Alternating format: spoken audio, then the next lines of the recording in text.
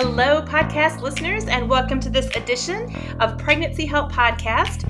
This is Mary Peterson, the housing specialist for Heartbeat International and the facilitator of the National Maternity Housing Coalition. And I have an amazing guest who's not going to be a guest for very long, and we look forward to telling you all about that. So, Valerie, welcome to the podcast.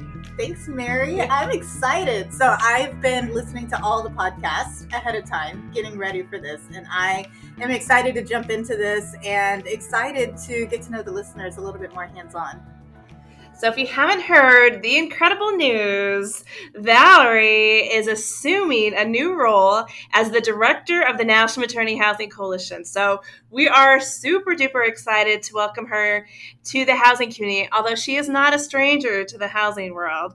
Valerie, do you mind just telling us a little bit about kind of where you've come from and how you ended up here at this role?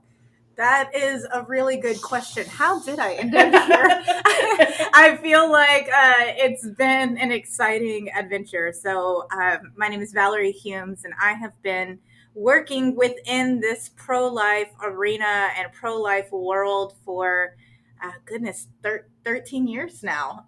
So it's been a while. And so in that time, my journey's been varied and exciting. So that's included everything from being a volunteer at pregnancy centers and maternity homes, to having a season as a pregnancy center director.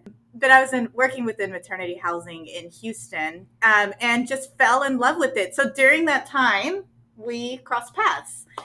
Yeah, Valerie has done many things already to serve the housing community, including she was a guest on this podcast and some of our early content, and I can't wait to hear the new content she creates.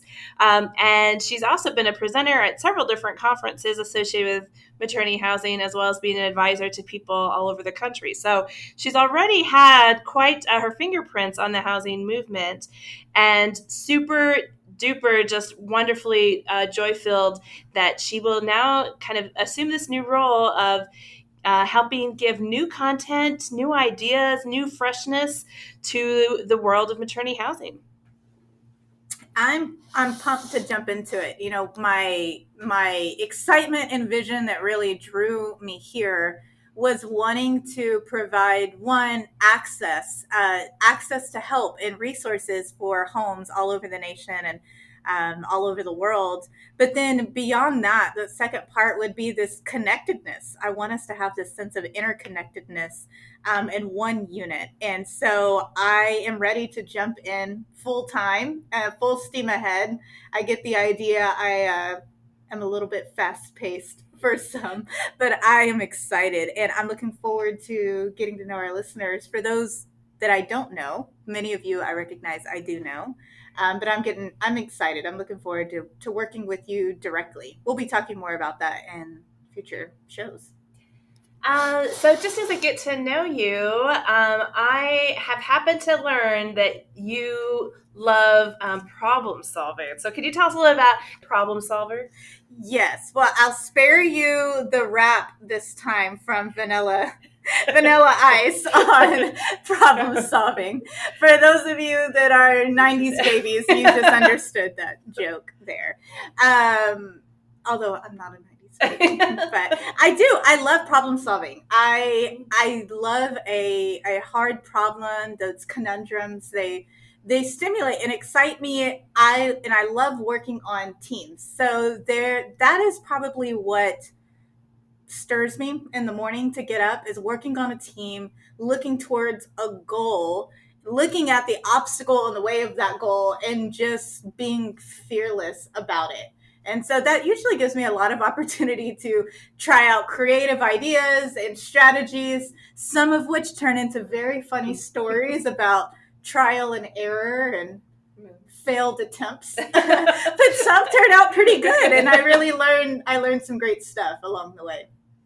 I have known you in the time that we've already worked together, really known you to be a person who's thinking deeply and exploring ideas, who's willing to try and experiment things, who's an innovator and likes to kind of understand how to kind of dive in and wrestle with big questions. So I have known that in you already, but can you just share a little bit maybe your approach toward just how you think about the work in terms of new ideas and kind of exploration of ideas? I would say the number one thing that's most important to me is I really want to know her. I say this a lot with her being the client, the resident. I want to understand in as much detail as possible what the world looks like in her eyes, feels like in her shoes, what her experiences are like. And I found that the more that I can spend my time on understanding her viewpoint, I then am able to come up with creative ways to meet her exactly where she is. And so over time, I found myself years ago stuck in this predicament of wondering, why do the women, the clients, why do they do the things that they do? And I would scratch my head and sometimes just felt so frustrated or even, angry. But what I realized is that the majority of my time was becoming engulfed in trying to problem solve the wrong problem. I was trying to problem solve, why won't she do what I know is best for her to do? And instead, what I was able to do is stop thinking that. I had a bunch of newfound energy, and I started thinking, why does this make sense to her? Why does this choice seem like the best choice to her? How is this decision serving her well? And what I found is there is a logic, there is a rhyme and a reason in her mind and in her world. And so through that time, I've spent a little time really narrowing down what is the kind of the North Star approach or foundational approach that I need to view really sort of all problems through. And what I found is really this idea of attachment theory. And so attachment theory, if you're not familiar, is from a very high level overview, talks about the basics of how we form attachments as humans from one heart and mind to another. This usually happens with babies. And so, well, it always happens with babies. And so this happens with infants, with their caregiver. And so there's different truths that infant learns about the world based on how their experiences with their caregiver went. Now, it can change based on other experiences as they get older. But what I found is, and we've got plenty more teachings on this, is that this foundational premise helped me to validate and love and give dignity to the client, to the woman, because it helped me see how her choices were fulfilling a need in her.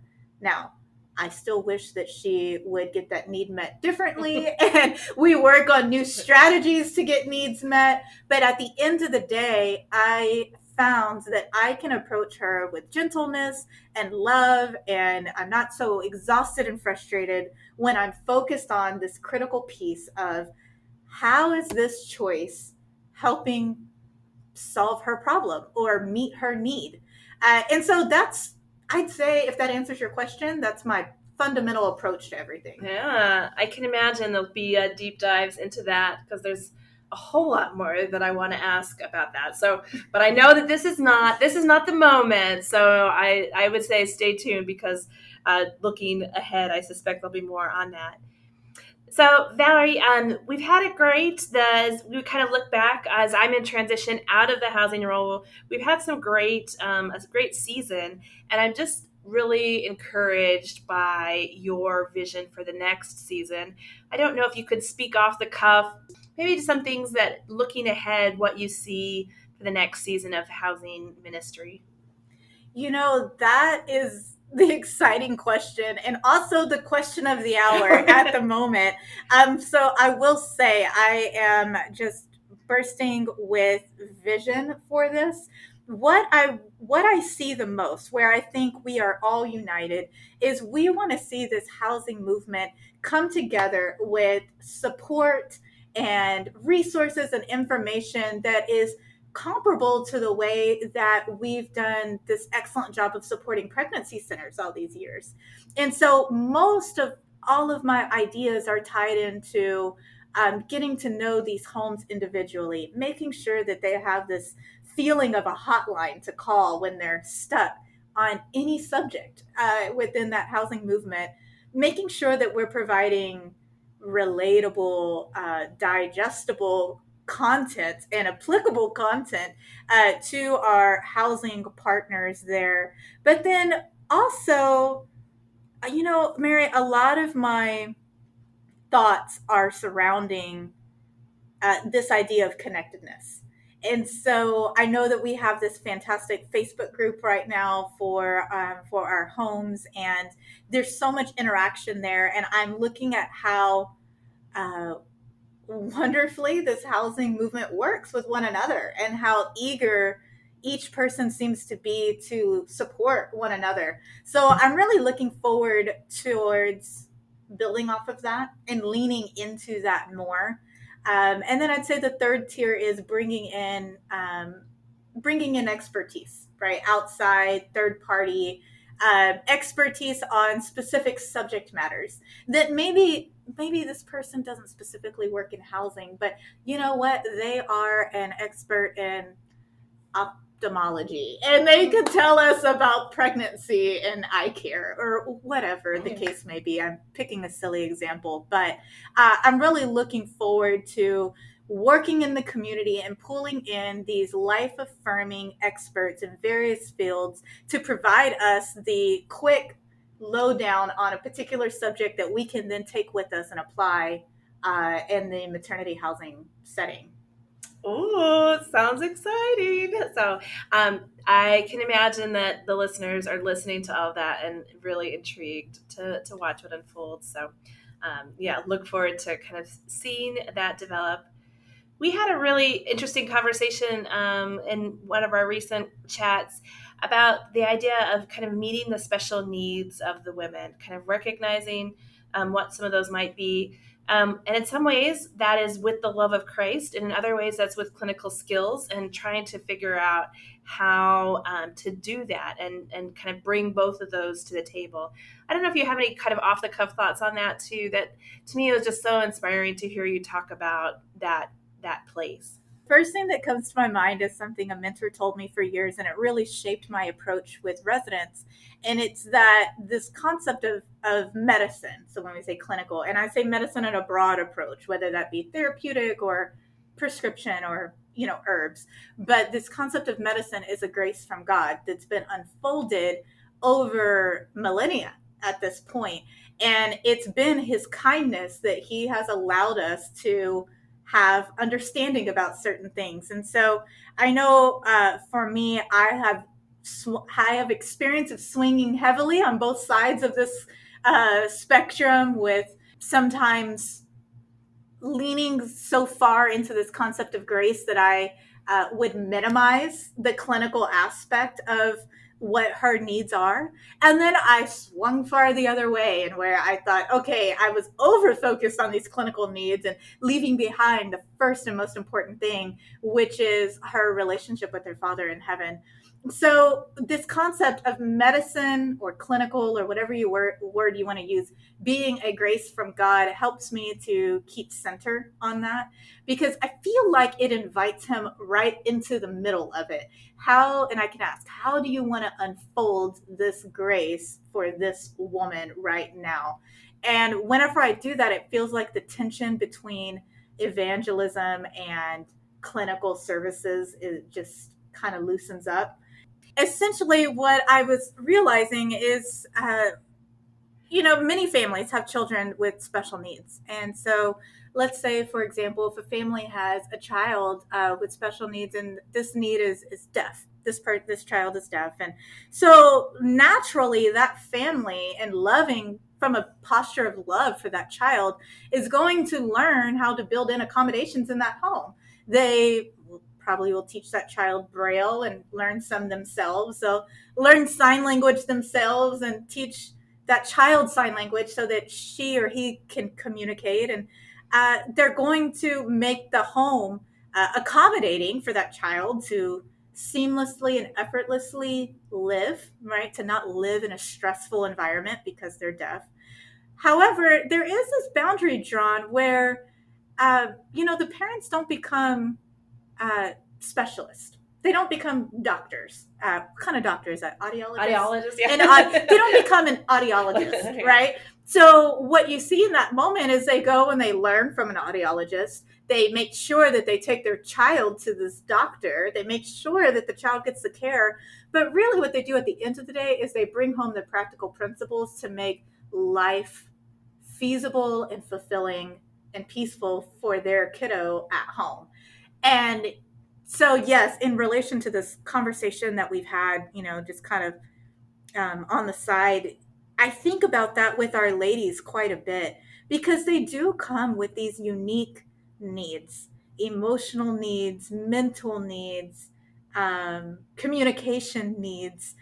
And it can feel like this is all just too much. I'm not a therapist, right? This isn't a clinical setting. We're not doctors.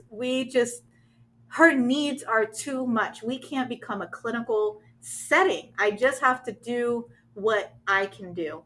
And while I totally get that because I've been there and I think I'm repeating my own words in that moment, the other thing that I've realized is, but we still have to remember that she can't help that her needs are different.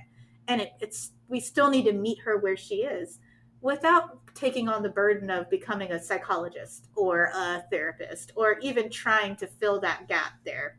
Well, listeners, I hope you've gotten just a taste from Valerie of the wisdom and insight that she has to offer, and have her as she invites kind of others into that conversation as well. I hope your appetite has been excited by the new things that she brings.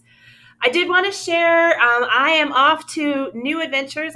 Since I've been in housing, I've only been part-time. So Valerie gets the joy of going full-time. So that'll be exciting to see all the new developments that come out of that. But in my other side of my life, I've been a junker. So been buying and selling vintage items, and recently took over the management of the local auction house. So I'm helping build that out. So that's kind of my next adventure. But I have just a special place in my heart for the housing world, and will definitely kind of continue to pray for those of you that are involved in this heroic work, and just with great joy and passion. Housing has shaped me in a huge way, and it has been my joy to walk beside you for so many years, and it is definitely my joy to hand off the reins to Valerie and just watch where things unfold and run to. So. Well, thanks, Mary. I'm excited. I think you're modest, and I appreciate that, but this is exciting. So you've been building up a business on the side, and the congratulations benchmark is that it's been working. It's successful, and your years of hard work have paid off, and now your business is thriving and needs you full time. It does. So congratulations on your diligence and hard work paying off. I just love that entrepreneurial spirit in you. Yeah, I'm not the auctioneer. I throw in a few the chant, but that's not my job. So, but it is great and fun work. So. I just found out today, though, that Mary has access to an auctioneer, which I do plan to hear a little bit of that at some point. Well, listeners, so with that, I welcome Valerie. I'm so excited by the skills and depth of knowledge that she brings. And I hand over this podcast in an official way just to see where she runs. I know she loves the podcast format, and I suspect there are great things in store. Okay. So with that, I am passing the baton.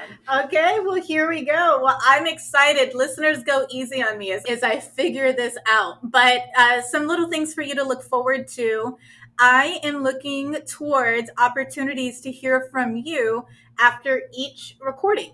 So I will be adding in opportunities for you to write in and to communicate with me about thoughts that you had on the podcast or questions that you have, or resources that you might need. And I will be taking all of that information in and shaping our housing component here at Heartbeat International and making sure that we are providing you with everything you need to thrive. So with that, I'll see you again.